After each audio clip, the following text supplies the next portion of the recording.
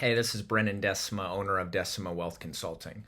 If you've been following along, we've covered a couple topics recently. First, we've covered growth, guarantees, and liquidity, an essential retirement cash flow framework.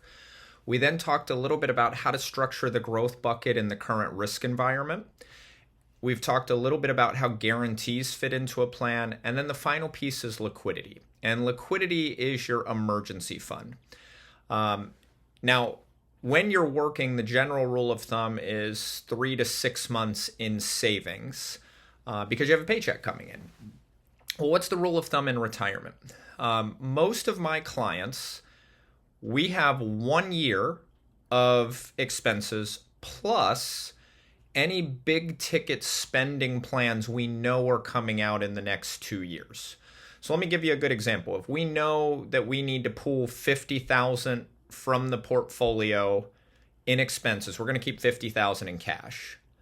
But if we also know in 6 months we're going to buy a $60,000 car and we're not planning on financing it, then the $50,000 is not covering that upcoming expense.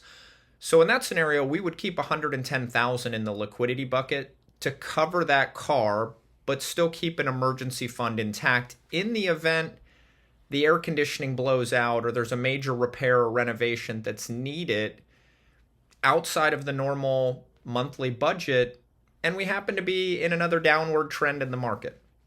So again, we don't need to overthink it.